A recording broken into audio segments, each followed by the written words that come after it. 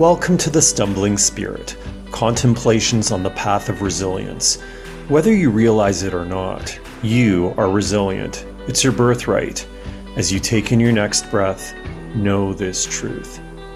It's not only about your capacity to overcome difficult situations, but it's about your courage to do the necessary work to heal, learn, grow, and move forward. What you gain is invaluable wisdom. And it's through these hard stumbles in life that we often discover a new purpose that aligns with our spirit. My name is Fabio da Silva Fernandez, Reiki Master, Mindfulness Coach, and Mystical Explorer. Join me weekly as the Stumbling Spirit podcast highlights the lives of extraordinary people like you, sharing transformative stories and beneficial practices of resilience to guide you on your wellness journey.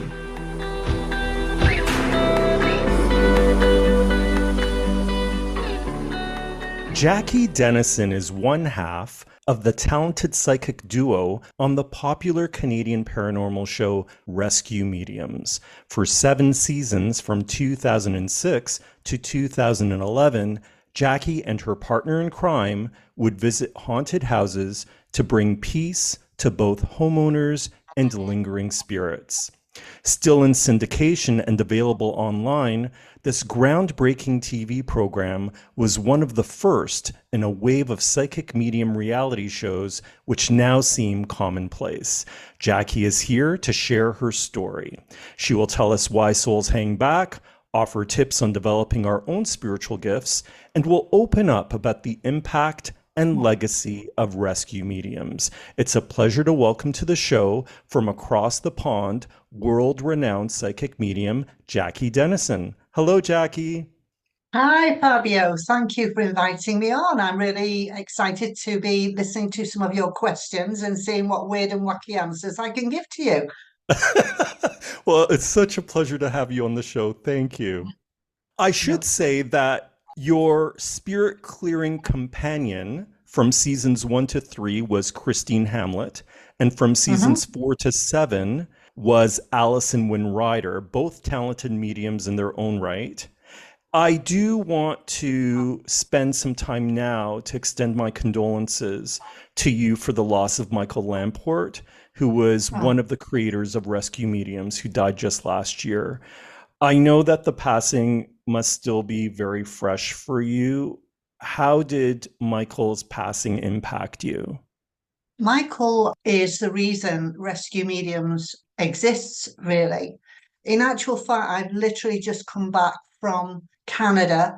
We had a celebration of life for Michael just last week. So I flew from England to be there because Michael is more than just a friend. Michael is like a family member to me. It seems like he's had such a great impact on you. Yeah, he did, and he's not just the creator of the show, along with his business partner, Gregory Shepherd, but he is the producer of the show, but he was also the voice of the show. So he was the voiceover. And Michael was the genius behind the arrivals and the cheers at the end with the silly puns. They were Michael. They were all Michael's ideas. Michael's a genius in his own right, in many different ways. So let's go back a bit. How did Michael get 2 British mediums to come to Canada to shoot a medium reality show? Yeah, I was doing my family history, looking for my great grandfather. And the family stories were that he had left England and gone to Canada. So I was researching, and online I found a cousin who lives in New Brunswick. So we share the same great great grandparents. So my cousin wrote to the occupier of Michael's house because we knew that that's where my great uncle had moved to, not my great grandfather. It was his brother, Oliver, who had emigrated. So she wrote to Michael Lamport and he said, I'll go to the library and I'll see what I can find out about the occupants of this house. which is what he did. And then he found out that I was a medium and that Christine was a medium and that we go into haunted locations and speak to the spirits in those haunted locations to find out why they're haunted. So he thought, you know what, this might make a great TV show. So he called me 6 months later and said, "We're coming to England. Can we film you working?" Yeah, so Michael and Gregory came over to England and we were doing an investigation at a pub called the Moon Hotel in Derby. And they came over with one camera, one handheld camera. They did a little demo, took it back to Canada, showed it to W Network, and hey presto, Rescue Mediums was born. Wow. So, just for our listeners, can you describe or define what a psychic is and what a medium is and what a psychic medium does? So we're all born with a psychic ability. We've all got this intuition, this psychic ability that we use from birth. So someone who is psychic has the ability to be able to see things. So if we were doing, say, a card reading, a tarot card reading, or an oracle card reading, you could use your psychic abilities to interpret the card. So that's using your own intuition and the pictures that appear in your mind as you're working through the cards or you're doing a psychic reading for someone. A medium is able to communicate with spirit. So it's the way in which we communicate. So different mediums have different methods. I don't physically see spirit. Some mediums are very lucky and they can, when they're doing a reading for someone, they can see spirit. I don't physically see and I don't physically hear. So everything that happens to me goes on inside my head. It's a wonder I've not been locked up, really. But so the pictures just form in my mind and the words appear in my mind too. So if I was to stop and think about what I was going to say, that is me. As a human being, that's me. If the words come quickly or the pictures come quickly into my mind, that is coming directly from spirit.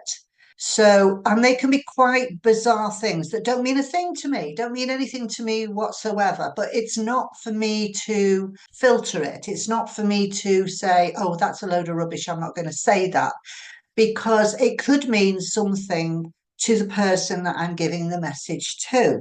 So a psychic medium is able to use both. To be a medium, you've got to have a psychic ability because the pictures appear in your psyche, in your mind, in your mind's eye.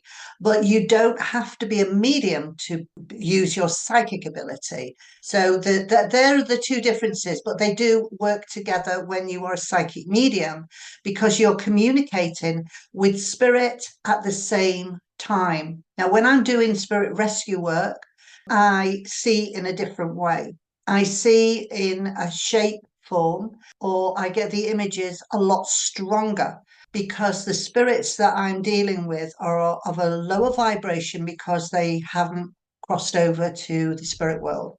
So the vibration is different. So I use a different sort of psychic ability, mediumship ability in those cases. I gave a bit of a description in the introduction of what Rescue Mediums was about.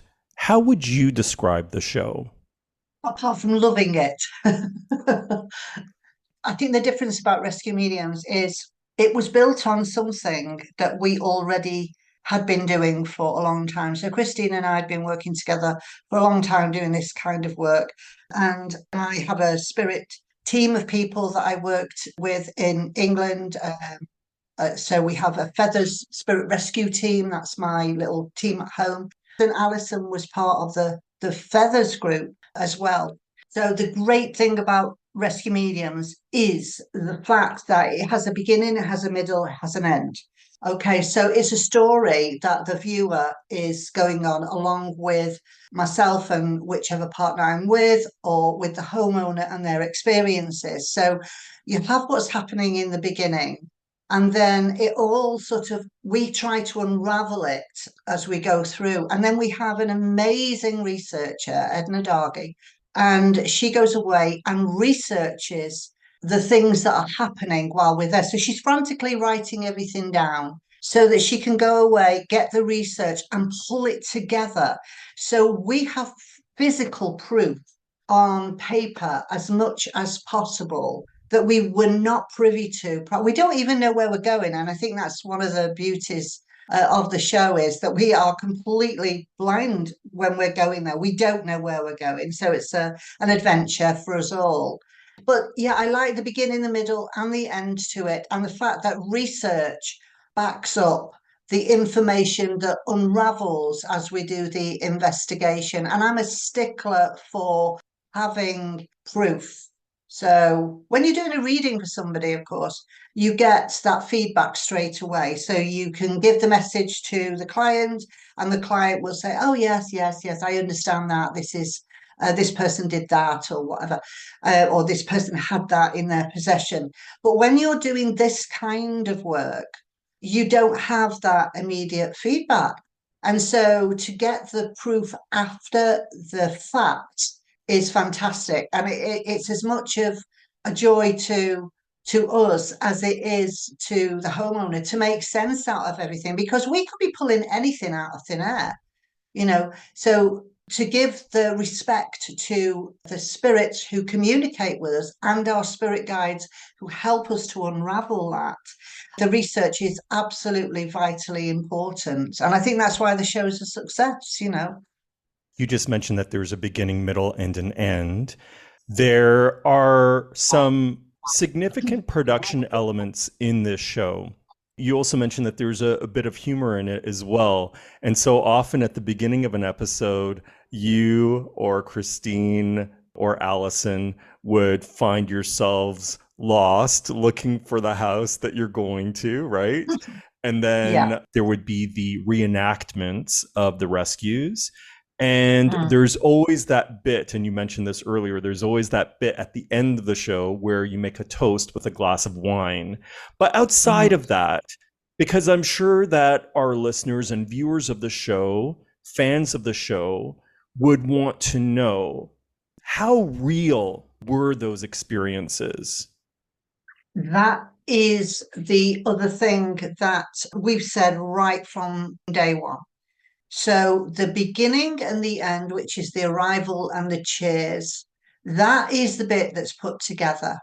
So that is like, we don't know where we're going to go. So Gregory, the director, had said, I want you to walk down this road here, then you're going to come in there. So that bit is put together, the arrival is put together as the cheers is. But the bit in the middle, which is where we work, that is exactly as it happens. So we've said from day one that we're not actors. We don't want to be actors. What you see is what you get. So if we are experiencing massive head pains at that point, because spirit will do that, they'll put those pains on you to let you know that that's, what happened to them. We allow that to happen. We're very much in control of that.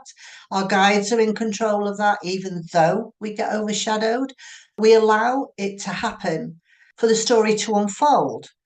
But that middle section, which is the investigation and the rescue, is exactly as it happens. At that time, the cameras were using tapes. So if the tape runs out and they needed a replacement, and we're in the middle of a rescue, or if the sound doesn't work for whatever reason, and we're in the middle of a rescue, it's too bad. Because you can't say to a spirit who is haunting, excuse me, mate, can you just hang on for 5 minutes? We need to change the tape. They have to go with the flow. So if it is that it's missed, then it's missed. We can't recreate something because that would be acting, and that's not what we do. So it is real. It's very real. And if you see us in the basement somewhere and we're covered in dirt, and we've been crying, so we've got streaks down our faces, our makeup's all over the place, that's real. We just get on with the jobs that we're doing. And if we are covered in dirt from the basement, or we've been on the ground outside, or we're muddy or whatever, or we've got rain, it's raining and we're wet through or whatever. That is the reality of the show. That is what we do. It does come across like that as a viewer. Mm. One of the compelling aspects of the show, it's one of my favorite parts of the show, is at the very beginning when you do the premonitions and Ah, you mhm. and Christine or you and Allison would do sketches and you would draw your impressions of what you would sense of your next encounter with spirit. And you wouldn't be given any details of the place that you're going to, as you said, or the house that Yeah. you were visiting, nor the circumstances around the haunting itself. Did it ever blow your mind when things connected the dots? Oh gosh, yes. That is one of the great things, because we do these premonitions days before, so there are drawings and we write lists. I'm a list writer. So in front of me, I know we're on a podcast, so you can't actually see this, but this is my today's list for my clients today. So that's where the list making came from, is the fact that my spirit guide every morning gives me a list. I call it my tick list. It's a premonitions of things that are going to make sense to the clients through the day. So with rescue mediums, we do that in the same way. We communicate with our spirit guides and say, what can we expect to find there? So they give us a list of things. They may even give us the names of the homeowners or the names of somebody we're going to encounter in spirit, or they may get us to draw something, as you know, draw a person or an object or a situation. I mean, Alison's drawings are amazing. She draws like locations. And when she first started doing the show, she was quite nervous about drawing. She said, I can't draw. She said, look, I can't draw. I can just do a stick person. But it doesn't matter. And that's the beauty of psychic art, which is what that is, psychic art or automatic writing. Alison's drawings told a story. So very often we used it like a map to uncover things when we were at the premises, So it's very important, I think, that you connect in that way, either through automatic writing or through psychic art. And it is an important part of the show, because we totally get blown away when we go to the locations and we find either items we've drawn or a person that we've drawn, or some of the things we've got written down. For example, I think I'd drawn something like a circle, and there was like an eagle in the middle of the circle. And it was just like a template. I didn't know what it was. And then we'd gone into this bedroom of a property, and there is exactly what I've drawn on the bedside cabinet. And it was a little box. What it does is it shows us location. This is an important location for whatever reason. It totally makes sense. And of course, Alison, when she does her drawings, she gives them all a title. And sometimes it's the title itself that unravels the story. So, yeah, we love doing that part. And it just makes us up. One of the most wonderful things as well is this is how our spirit guides have a bit of a laugh with us. When we're driving to location, because we have no idea where we're going, we see things along the way that are sometimes clues that we've written down. So this is our spirit guides having a bit of a laugh with us, because we'll see a road sign and it's exactly what we've got written down or what we've drawn, and we'll go, oh yeah, we can cross that one off now. That's a tick list. So it's our guides just having a bit of fun with us, which is lovely, because you've got to have the light and shade in this kind of work. One of the things I always wondered is how did the showrunners find the families? In the beginning, it was Michael Lamport and Edna Dargy, who is the researcher of the show.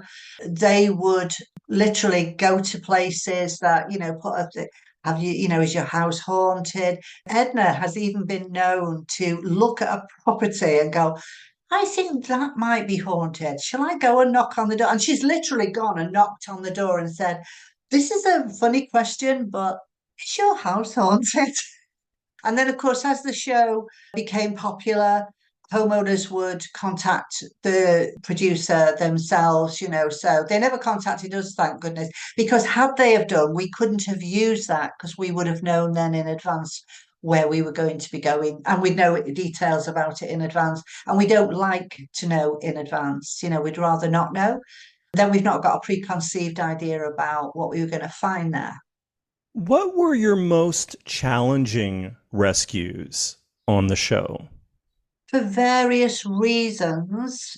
It could be a spirit who was quite aggressive or had suffered a lot of mental health issues before they passed over. Penetanguishene, which was the last show that we did actually, was very strong for a lot of different reasons. That was quite challenging because it's a museum. They have a lot of artifacts there and the artifacts can sometimes have attachments to them. One of the other things at that particular location was a lady who had been in an insane asylum and she had murdered, I think. I'm not sure if she'd attacked her mother. I can't quite remember now. I've done 89 shows. I think she attacked her mother, but I think she'd attacked someone else, but she was insane. And the bed from the asylum we found out was in the museum. So that she'd come in on that attachment. So and that was quite strong because she connected both with Alison and myself. And Alison was literally trying to scratch her own body. Like it was quite horrific to see. So, yeah, so that was one. We've had quite a few others that have been very traumatic, very upsetting, especially if there was a child involved.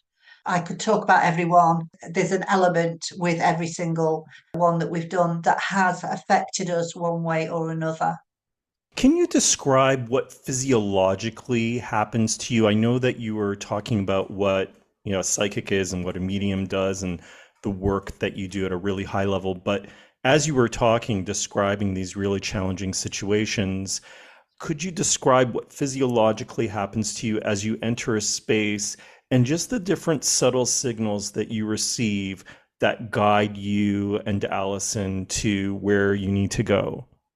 Well, we work very, very closely with our spirit guides, of course, who will be directing us which way to go. And that isn't a voice in your ear saying turn left here, turn right, carry on. Because we worked together for so long, it's just an impulse to go in a certain area. So we use our hands a bit like a metal detector in that we can feel a difference in the energy through the palms of our hands because everything is energy. So we have to tune into the energy. We tune into the energy within the room with all of our physical senses, but our sixth sense. And then we use our hands to gauge how deep the energy is. So we might have a cold spot. We can feel a cold spot. Is the cold spot the height of a person, the height of an animal? And when we tune into that cold spot, what other information can we get from that? So then we tune right into the energy and ask our spirit guides to allow whoever we're tuning into to give us some information so that we know why they're there. So it could be that we get a feeling of frustration. We could have a physical feeling of a sudden pain in the heart that shoots down the arm. We know then that somebody maybe has passed with a heart attack, or we get a sudden pain in the leg and we know that there is a problem with that spirit's, that they had a problem with their leg before they passed away. It could be mentally, lots of confusion there. And when you're dealing with confusion and fear, you have to almost get past that. We call it spirit counselling, really, because you get past that. What happened before you were so scared? Who is the person that you would really like to communicate with? we sort of take them back, if you like, to try and unravel their story so that we can make sense out of what has happened in order for the best way that we can help. Because that's what we're there for. We're there to help the homeowner as well as the spirit that we are connecting with. So it can get very physical, which we call overshadowing, but we allow that to happen to unravel the story. There's a point at which you will send the spirit to the light. Could you describe that process, the process of influencing a spirit to enter into the light and to move away from the space that they're currently occupying? It can take quite a long time. So what you see on the show is condensed, but we may have been there hours. We may have been there hours trying to rationalize with the person. As I say, it's like spirit counselling. We call it spirit counselling in that we have to find why you're here. Why are you trapped here right now? There's a better place for you. And sometimes the spirit can't even see beyond that moment. We have to try and create a light source, the portal, if you like. If it's not there, if we can't see it, then we have to recreate it with our spirit guides. So we ask our spirit guides, who are working from the other side, of course, to enhance the light source so that we can connect to that.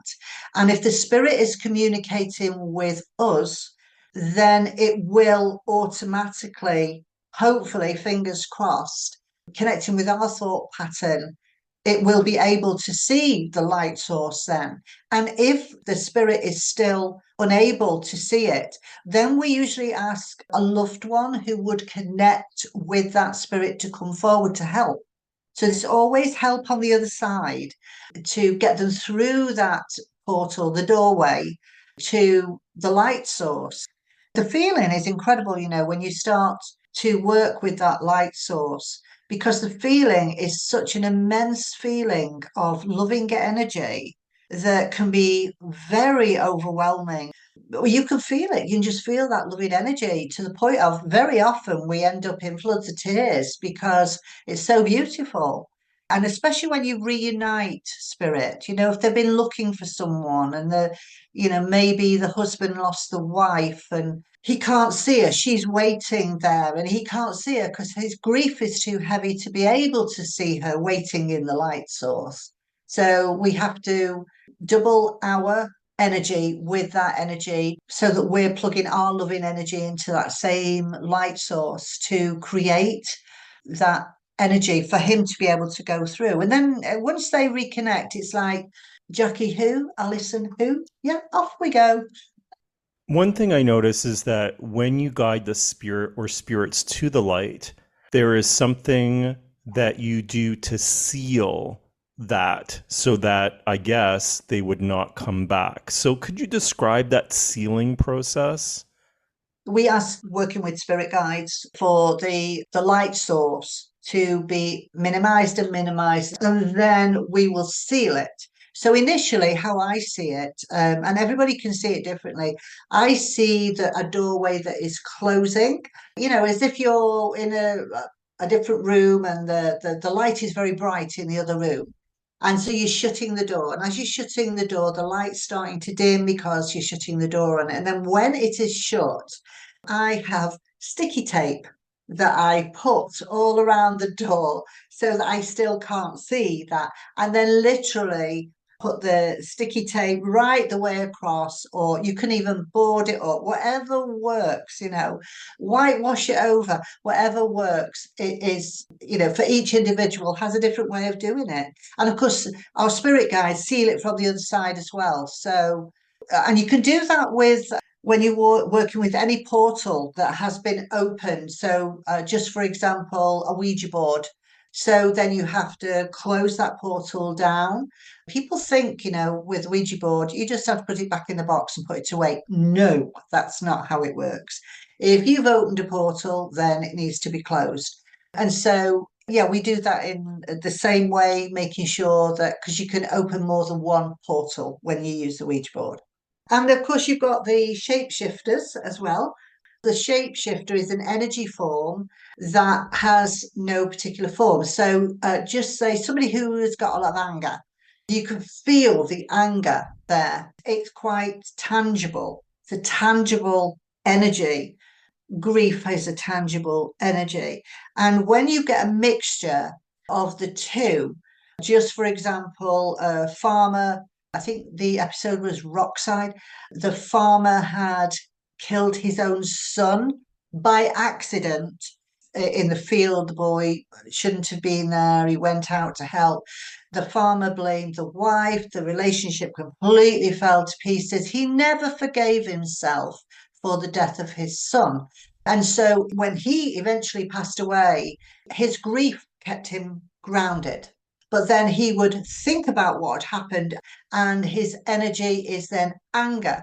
And when we visited there, his anger became a shape that bounced from the walls. And it was very tangible. At one point, it had got both Alison and I pinned against a wall.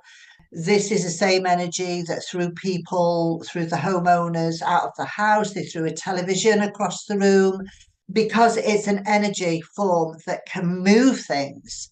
And so when you're dealing with a shapeshifter, you have to deal with that in a different way, and you have to create a doorway with whatever created that situation.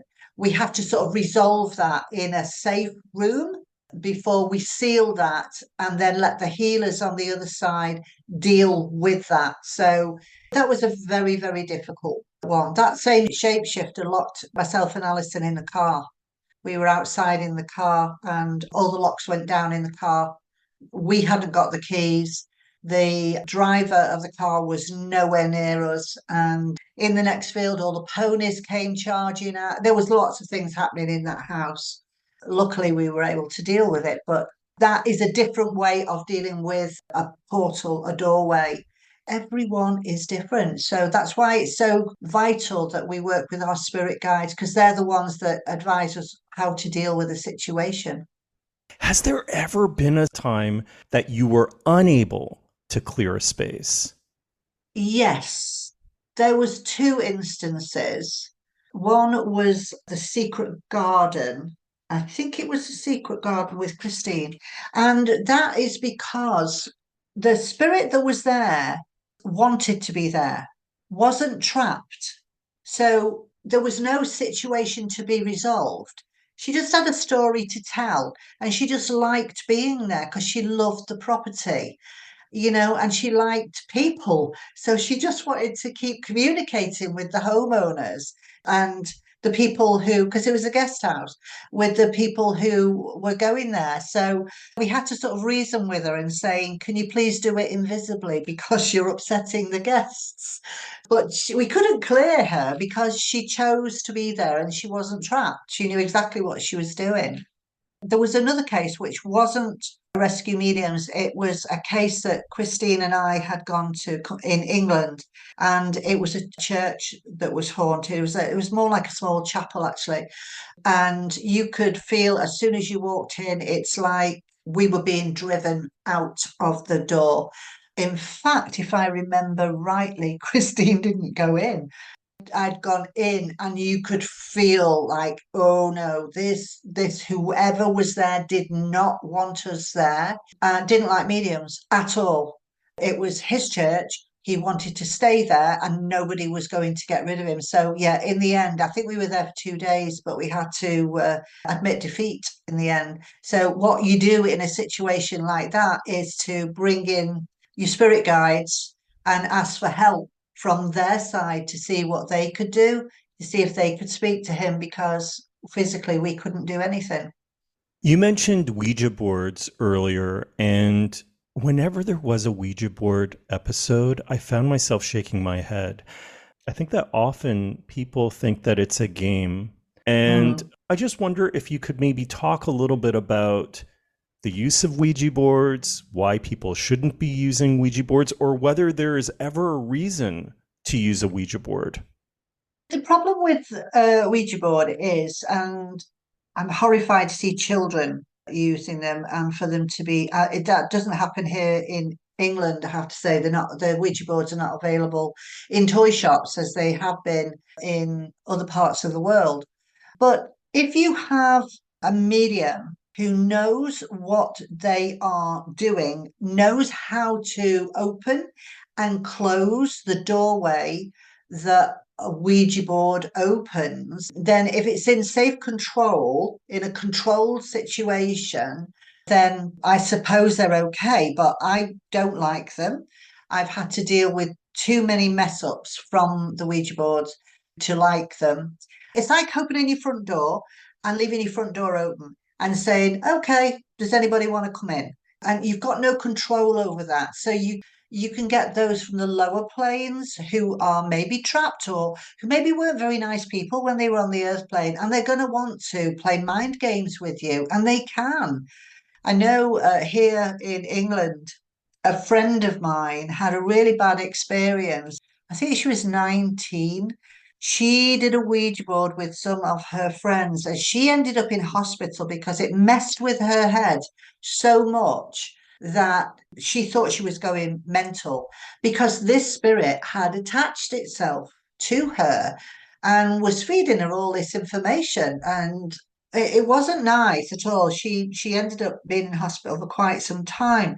So they can be very dangerous. I certainly wouldn't advise anybody to use one unless you are with someone who knows exactly how to open and close them properly, and to monitor who is coming in, which spirits are coming in, and to get proof from that spirit who they are, that only that person who's connected to that spirit could know.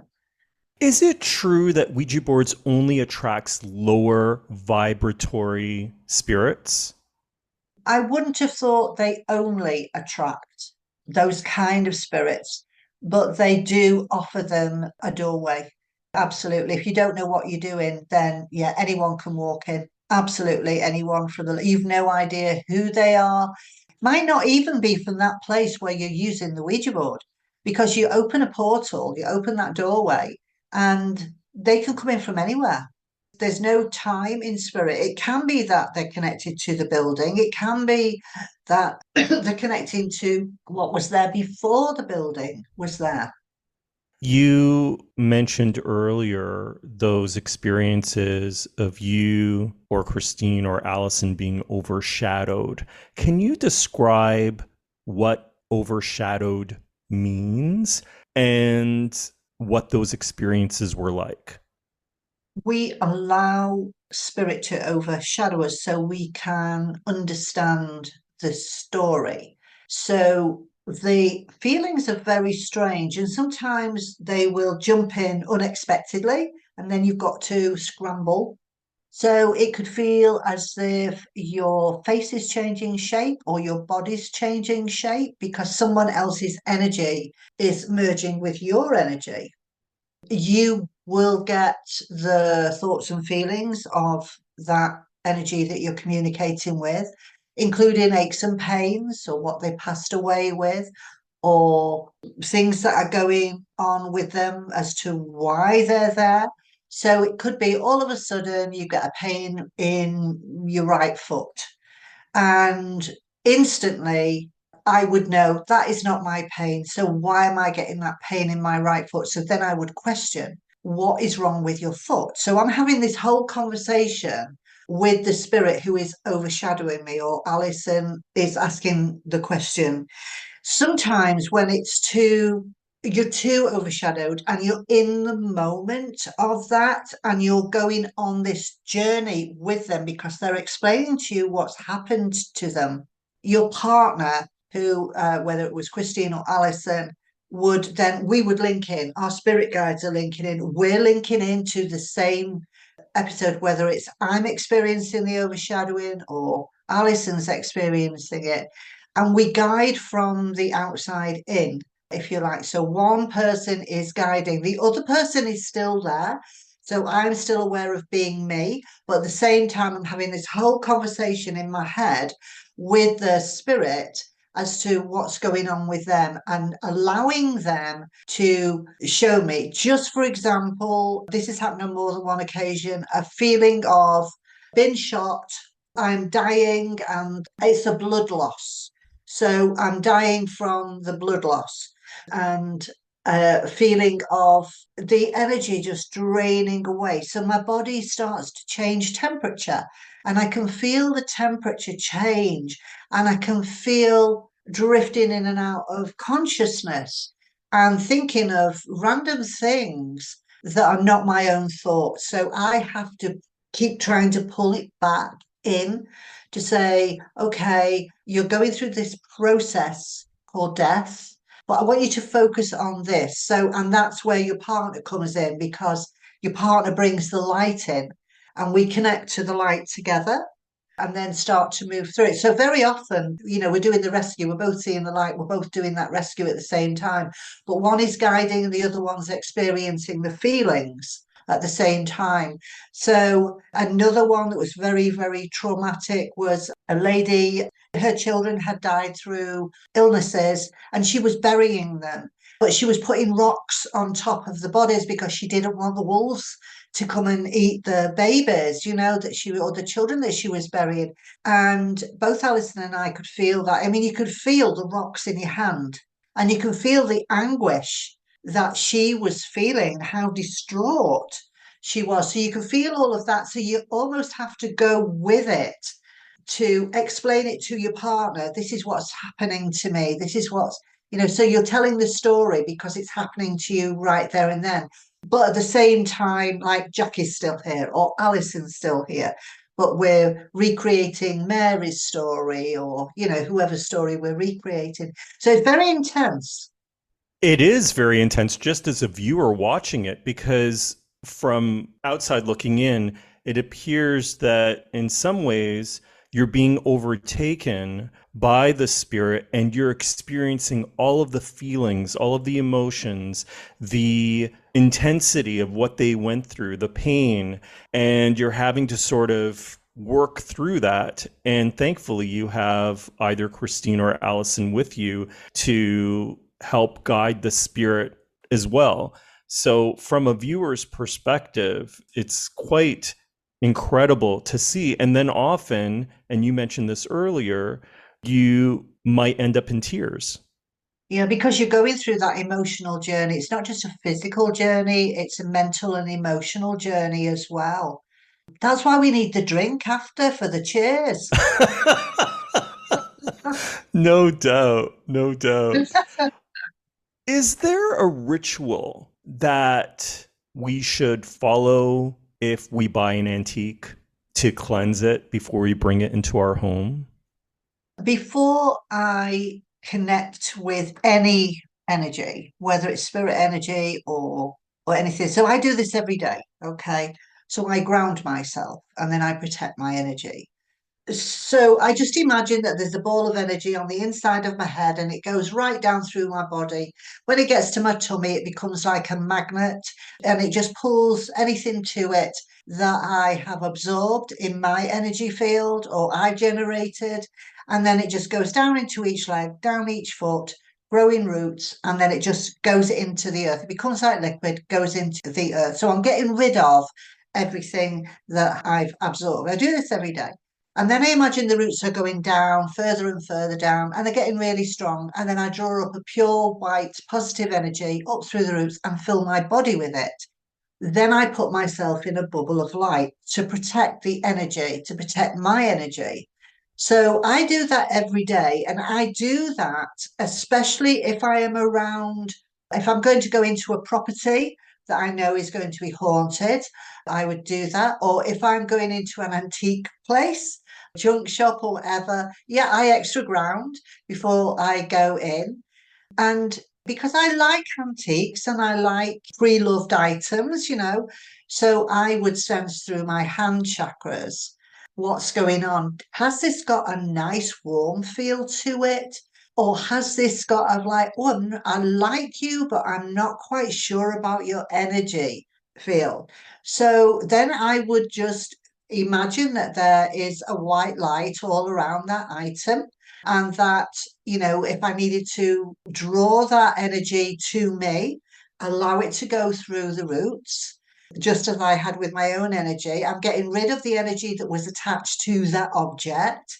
And then I'm putting the light around myself again and a light around the object because I want it to connect with my energy. I don't want somebody else's energy there. So that's what I do when I go into places as well. I mean, there's lots of different things that you can do. Sage, smudge stick, that's a great one as well for saging something. People who do Reiki, of course, will Reiki something, give it lots of healing energy. But most of the pre-loved items want to carry on being loved, so if it comes with a loving vibration, then it's the right object for you to take home. If there are any attachments, if there is a spirit attachment at that time, you'll soon know about it because when you get that object home, things will start to happen. So lights will turn on and off, or you'll get a feeling that you're being watched, or every time you go near the object, it's like, oh, I've got an electric shock from that. Do you know what's going on? If ever you're in any doubt at all, always call on someone you trust in spirit to come and help you to deal with anything. That could be a spirit guide. It could be your mom, your dad, one of your grandparents, that want to help and want to keep on looking out for you, make sure you're okay, just as they would if they were still here. So, always ask for help from them. And if there is a spirit attachment, I'm sure they'll be able to help. And if in doubt, call rescue mediums.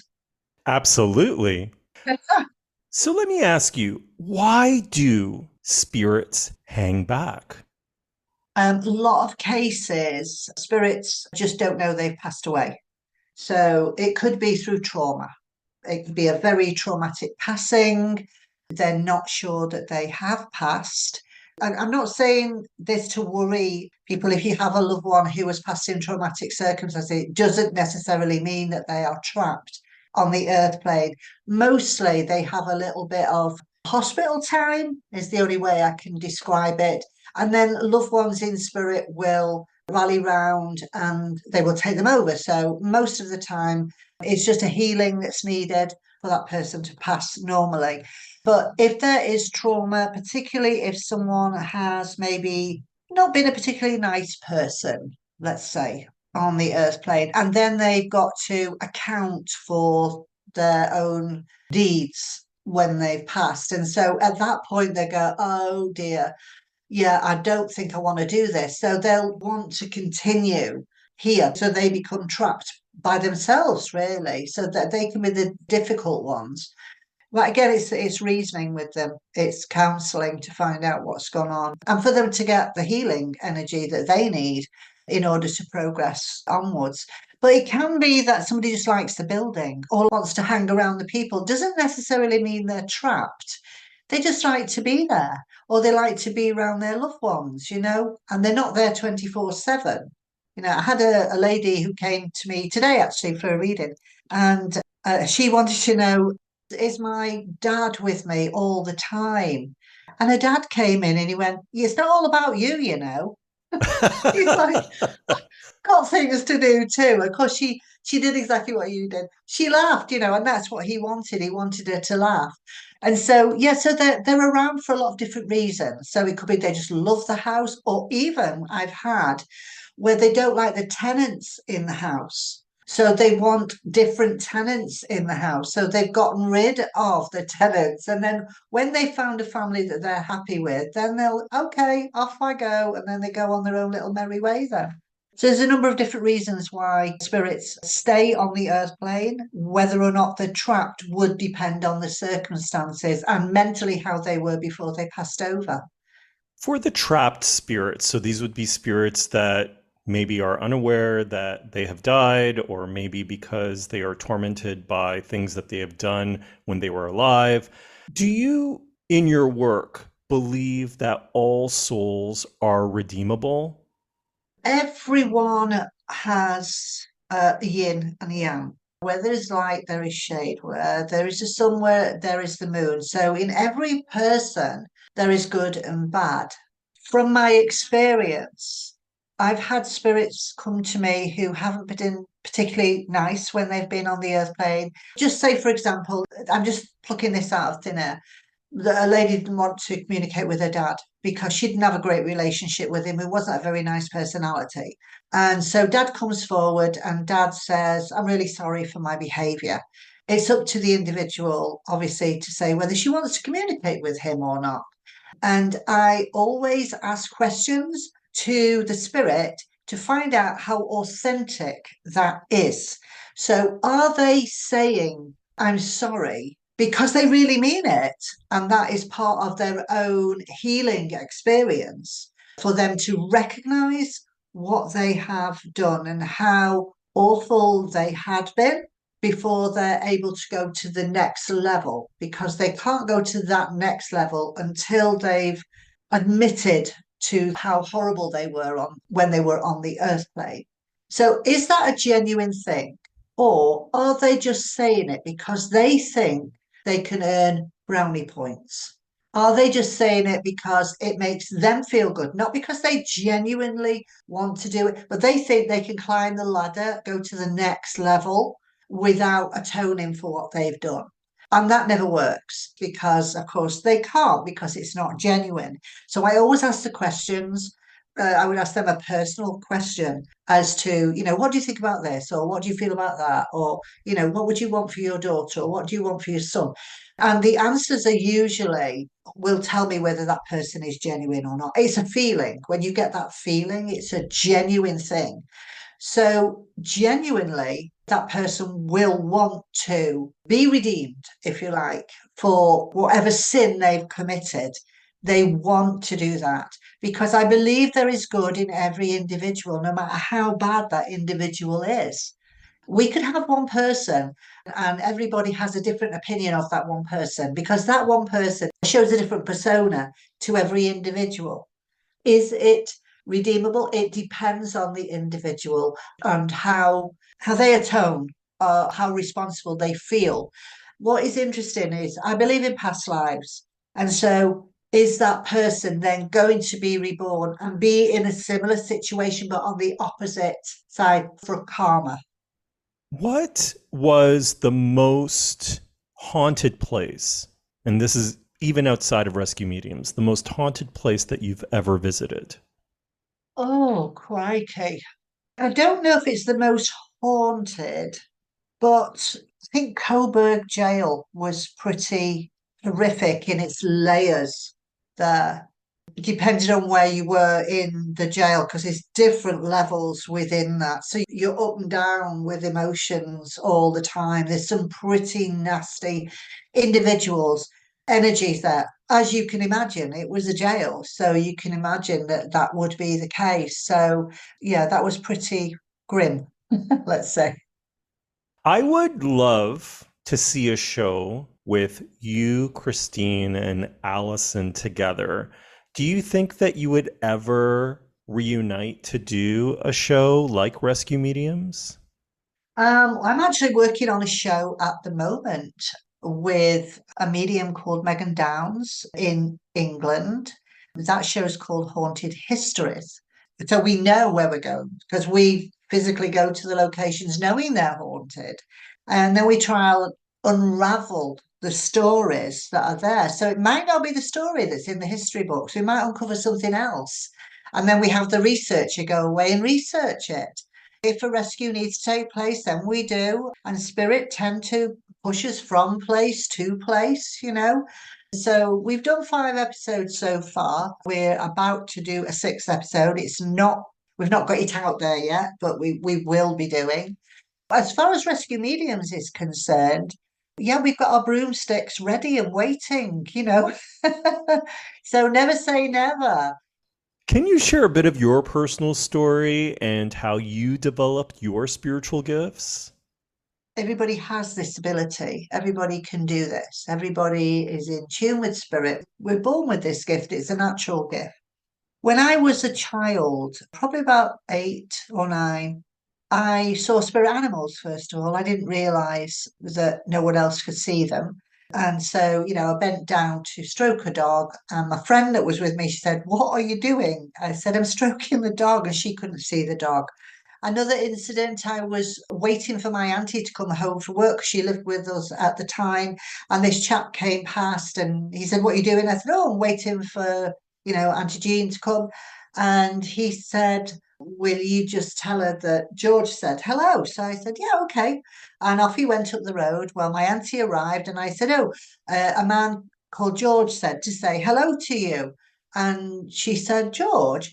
She said, "Where did he go?" I said, "Well, he walked up the road and he went into that house up there." She said, "You can't have seen George. He died 2 years ago."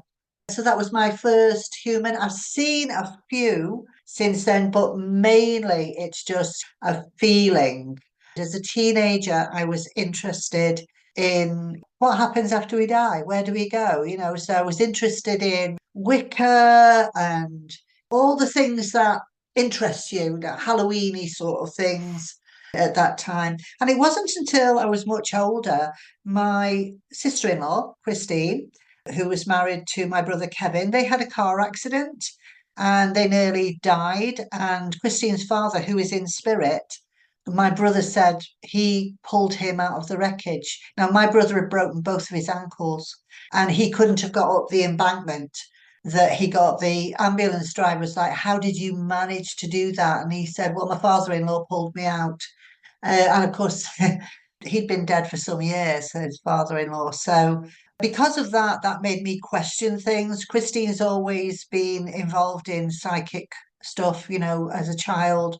So we started to go to the spiritualist church together, and one of the mediums on the rostrum, one night came to us and she said she'd been told by her spirit guide that we should develop with her. So we developed with her for over a year. We developed our psychic abilities with her. So that's how it all started. And how did you make the jump to it being a career? Because people were coming to us, we were sort of doing mini readings. So I'm saying we because I'm referring to myself and Christine. We were doing like little mini readings for people, and I would do readings in my workplace at the time. People would come to me and they would say, "Oh, can you hold my ring? What can you get from this?" That's psychometry when you're using energy of an object.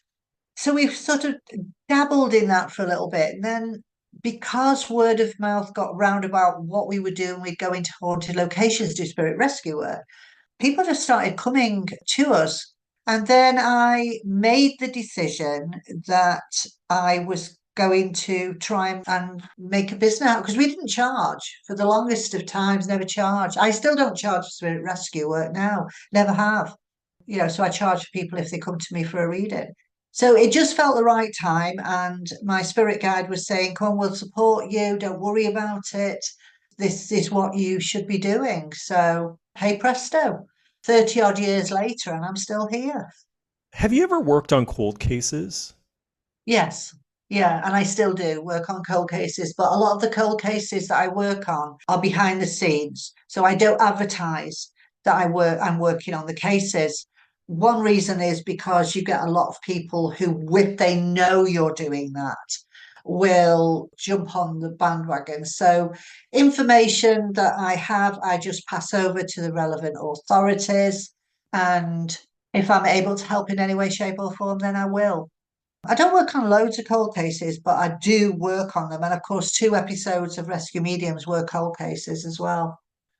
You talked a little bit about a daily spiritual practice that you do to ground yourself. Is Yeah. there anything else that you do on a daily basis to tune yourself up? If I'm working with spirit, so my intention for that day is to do readings or to do psychic art or to work on a cold case or to do a rescue. My intention on that day is I ground and then I protect and then I open all of my chakras. So, because I want to tune into, I mean, you can still work with spirit without opening your chakras, but It's a bit like tuning a radio. You need to fine tune it to get the clarity.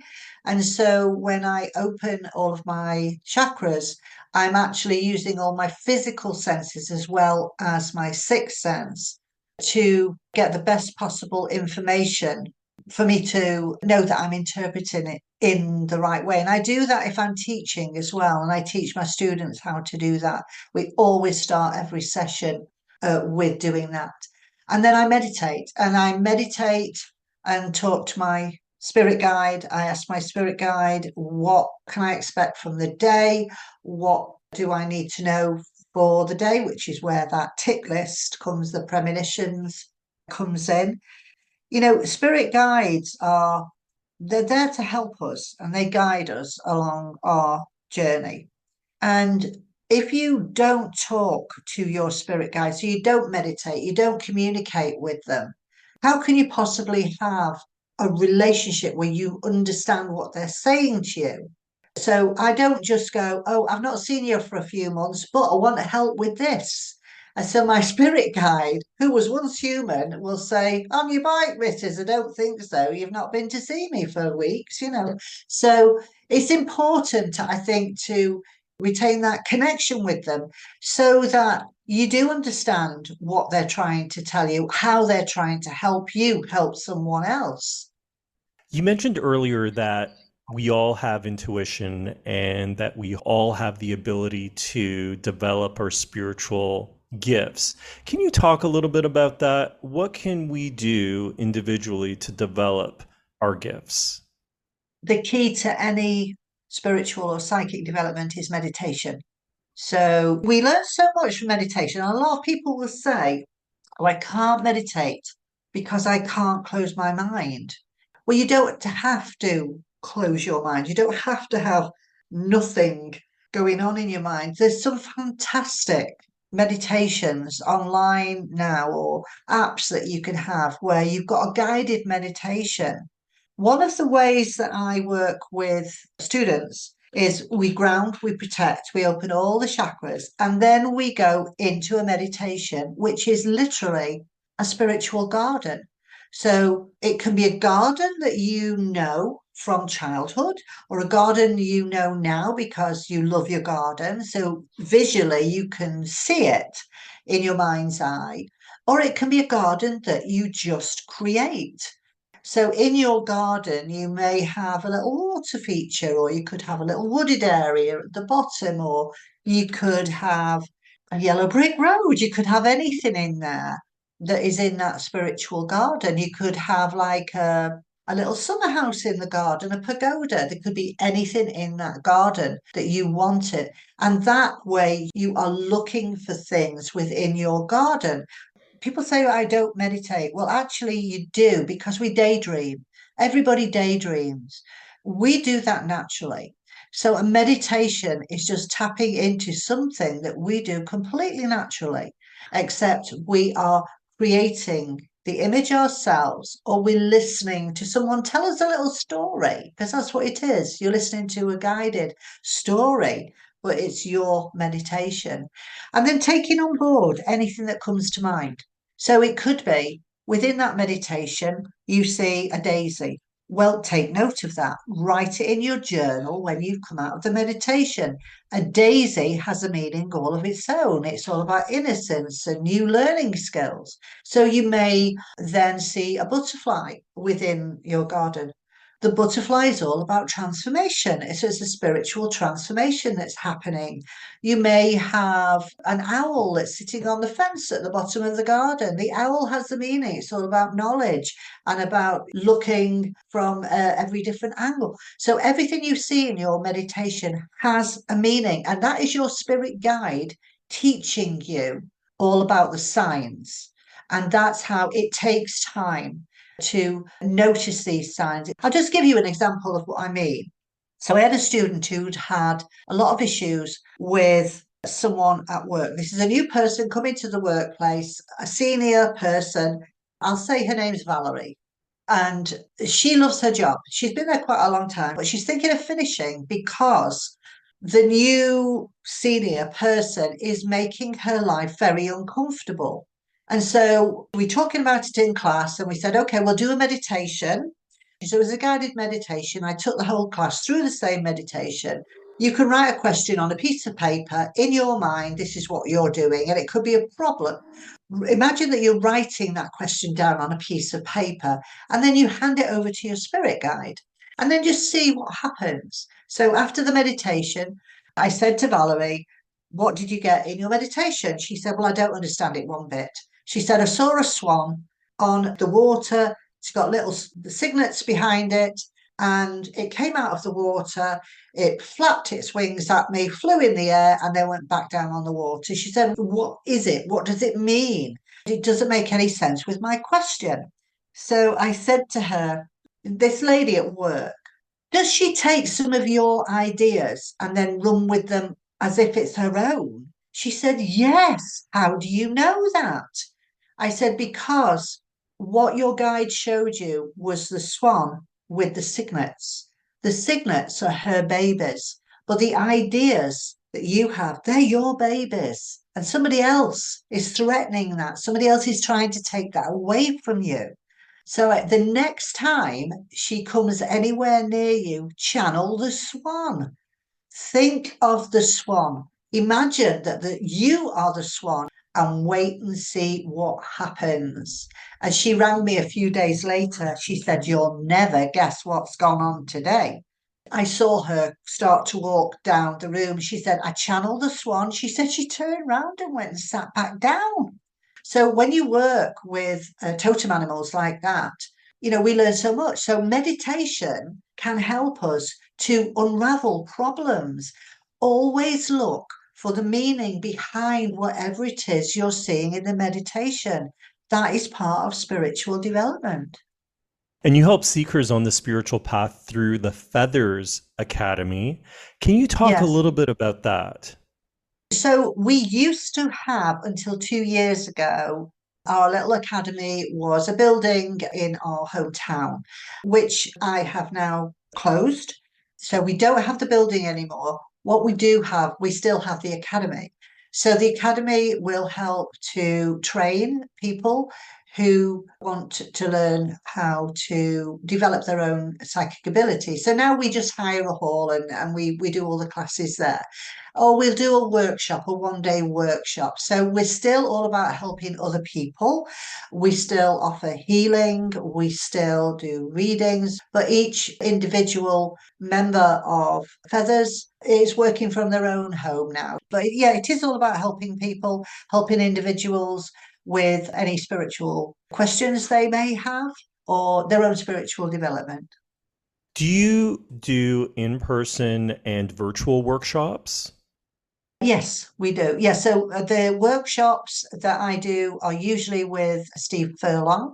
And so the two of us will do a 1 day workshop. We do virtual workshops as well. We did a lot through COVID with the online workshops, and they were very successful because we set the workshops up so that they were tea time-ish for England, which would tie in with Canada, the USA as well. So we do still offer them, but like I say, it depends on what's going on in my schedule really at the moment. Where is Feathers Academy physically located? I know you don't have a building right now, but which town is it located in? So I'm in a little village called Barnton, which is in Northwich in Cheshire, between Manchester, Liverpool, and Warrington. I'm somewhere in the middle of all of that, in the Well, northwest of England. what do you think of the fad of all of the psychic medium shows that exist right now? What are your thoughts on all of it? To be quite honest, I don't watch a lot of other people's shows. And that's not because I'm being disrespectful. It's just that I don't have a great deal of time. However, what I don't like is the shows that sort of they go into a building and they'll go, show yourself. They want the spirits to come out and perform just so as they can go, oh, yeah, I got that on camera or I got that on sound. But they're not interested in the individual. spirit and why they're doing that. So I like the story to have, like, say, a beginning, a middle, and an end. And I like to know who's there. It must be awful to be a spirit and be in a building, and all these different paranormal people will come in and challenge them. And they'll go, yeah, I'm here. And then they go away and leave them. And it's like, you're talking to me, but now you've just gone away and left me. And so I get frustrated with that. What do you think the legacy of rescue mediums is? I'd like to think that the legacy is that we help people, that we help the homeowners or the business owners, and that we help the spirits, but also help the viewer to understand how they can deal with their own spiritual or psychic problems, and to understand a little bit more, to take the Scooby Doo factor away from it. They were all people who lived on the earth plane once. They've all got a story to tell. What's their story and why, and how can I help? So I think that's the legacy, really, is that we help on many different levels. Jackie, earlier you mentioned a show that you're working on with Megan Downs called Haunted Histories. I'm wondering if you're working on any other TV or online projects at the moment. I am, as it happens. I'm working on a few different projects. One of which is called Inspector Paranormal, but that is spelt INSPECTRE. So inspector, as in, the word spectre, which is a really cool way of pronouncing it, a cool way of describing the show. So Inspector Paranormal, it's a podcast. And it was the brainchild of a chap called Tom Barrow, who is brilliant at what he does. He's very interested in the paranormal himself. He approached myself and some others about doing this particular show. Now, we go into haunted locations, and I say we in that he goes into haunted locations and he talks to the people who have had paranormal experiences. And he's experienced some things himself. He gets their perspective of what's happened to them on a personal level. And then he brings in myself. So I am the weirdo that talks to dead people. And he gets my opinion on what's happened. He has a skeptic called Tom Page. And he is, he looks, oh, well, it could be this or it could be that. So he looks at it from his point of view, which is it's great to have different perspectives on any subject, really, but on something like this. And then he brings in a historian, Eli Lysett, who goes and researches what has been happening. So he may research the house, or he may research the land to see if there's any bearing on what the people are experiencing. So that could be homeowners or business owners. So season one was 7 episodes. And it's been so successful that Tom has let us know, his team, that we are going to do season 2. So I'm really excited about that. So we've got a few different things. And I'm off to Japan again shortly. So I've done some work with them. I've actually done 2 shows in Japan so far. So I'm going back to do the 3rd show. And I love working in different places, such a spiritual place to work. So I'm doing a lot of energy work there. So I communicate with spirit energy and with the energy that is like a residual energy. And that follows a historical theme. So I love it when history comes together, when the research comes together, because I love to have proof of things. So, yeah, so that's what I'm up to. And then, of course, I do workshops and things back at home. I'm hoping to go to Canada in November to be doing some workshops there as well. So that's what I'm up to. That's really exciting. Just a quick question about Inspector Paranormal. Do you know what podcast platforms this podcast is available on? There is a website. If you just type in Inspector Paranormal, that will take you to the website, and you can see what's available on. I think Apple, Spotify, and YouTube, to my knowledge. What are your thoughts on the soul's journey after having done this work for many, many years?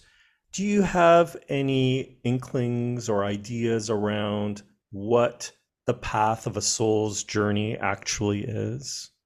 That's a really good question because we're all on a soul journey. We just inhabit a body, so we inhabit the physical body, but our soul, our spirit is within. And it's a path of enlightenment. I can only speak through the experience of the spirits I communicate with. So many of them have told me of this wonderful place where they are, where they connect with loved ones. They can still do whatever it is they want to do, and they can help. So, a lot of spirits will want to guide their loved ones who are still on the earth plane. A lot of them will go on to become even spirit guides themselves. So beyond that, I really don't know. And I don't think any of us will know until we're actually there ourselves. A few days ago, thinking about this interview, I wrote down the words spiritual responsibility. What do Mm. you think our spiritual responsibility is? Honesty. We have to be completely honest with who we are and why we do the things that we do, or some things about ourselves we can like, and other things about ourselves we may not like. And if we can do something about that, then fine. And if we can't, we have to accept that that's who we are, warts and all. Spiritually, it's not all about sitting there and meditating. It's about being responsible for your own behavior and how we interact with others, being kind to other people, being kind to animals, respecting nature. I think it's really important that we do all of these things and do things to the best of our ability, to be spiritually aware of other people's feelings, including the animal kingdom, and just to respect all living things, really. What does resilience mean to you? Getting up in the morning. If I've got up in if I didn't get up in the morning, then I know I've had a good night's sleep. You're laughing, and that's so good because laughter lifts the vibrations, doesn't it? So being resilient, I think, is being adaptable to situations, to other people, about being optimistic. Winston Churchill once said, pessimistic people see an opportunity, but then they see the difficulties that can arise from that opportunity. Whereas an optimistic person will see the difficulties first and then will look for the opportunities that can arise from that. And I think that's really important, to be optimistic. My mum, by the way, is nearly 92. She is one of the most optimistic people ever. She looks for the good in every human soul, and she has a smile on her face, and she's happy for any kind word that people say to her. She makes me laugh because she says, I bought this face cream. She says, I'm going to sue the manufacturers. It doesn't work on wrinkles. And she's 92. And so, yeah, having an optimistic attitude, I think, is really important. What are your practices of resilience? So I think appreciating the love that people show to me and that I can return back to them, I think that's really important. Family is huge to me, it's a huge thing. So being able to support each other is immensely important. And I think part of that support system is, if you know you've got that support system in place, it makes you stronger. Whether it's your bloodline family or your friends who are your family, even work colleagues can be, we've got lots of different little tribes that we connect to that give us that support system that we hopefully should give in return. So, the give and take is really important. So that makes, I think, you resilient. Life's experiences make you resilient. I don't think there's ever such thing as a mistake. They are learning curves as we go through life. And that is where the resilience comes in through those learning experiences. Another quote, I can't remember who said this. Great ships can stay safe in a harbour, but that's not what they're built for. They are built for adventure, and life is an adventure that we should absolutely enjoy. I'm wondering if maybe you could elaborate just a little bit on these attitudes of resilience that you have, these practices of resilience. How do they benefit you? I class myself as being extremely lucky. Every day, my saying is, I have abundance in all areas of my life. The word abundance covers everything. It covers health, finances, everybody I love being healthy and happy. I think if we have that abundance, if we believe in that abundance, that we have it, and we have it because I can see, I can hear, I can walk, I can talk, I have my loved ones around me, including my fur babies, I have to say, although they do drive me mad at times. And it's important to me because that gives me contentment. I'm so happy. My husband, he said to me once, he was deciding whether to take early retirement from work. And, he liked his job, but he was getting a bit frustrated with it all. So he said to me, I imagined that I was dead and I was looking at my own tombstone. So it's like, oh, yeah, okay, so you're dead and you're looking at your tombstone. And it said on one tombstone, it said, I'm so glad I worked all my life. And on the tombstone next to it, it said, I'm so glad I lived. He said, that helped me to make up my mind to take early retirement. So his attitude is, I'm so glad that I lived. And I think that's really important. You should be glad that you are living the life that you have and embracing every single moment of every single day and all the wonderful things that are around us. Even if you're living at the top of a high tower block of apartments, you can open the window and still hear the birds. You can have the joy of nature all around you if you were to stop and just enjoy the moment and be mindful of what you've got, not what you haven't got. Those are words to live by. How can people reach you if they want to contact you? So I have a website, www.jackiedennison.com. You can find me. You can leave me a message there, send me an email. I'm on Facebook as well, Jackie Dennison Rescue Mediums. Instagram or X or Facebook or my website. On Rescue Mediums, at the end of each episode, you would raise a glass and give a toast. Oh, and yeah. so now I would like to raise a glass to you. Thank you for joining me today. Thank you for sharing your insights, your wisdom. I'm really grateful. Thank you. Oh, thank you for inviting me. I have had a wonderful time and I do have my glass ready. I do too. Cheers. Cheers. Bye-bye. Thank you for listening to The Stumbling Spirit, Contemplations on the Path of Resilience. This is Fabio da Silva Fernandez. Join me again next week for another episode of transformative stories and beneficial practices to guide you on your wellness journey. If you wish, you can follow and DM me on Instagram at The Stumbling Spirit. Until next time, take a deep breath and another step forward on your path of resilience.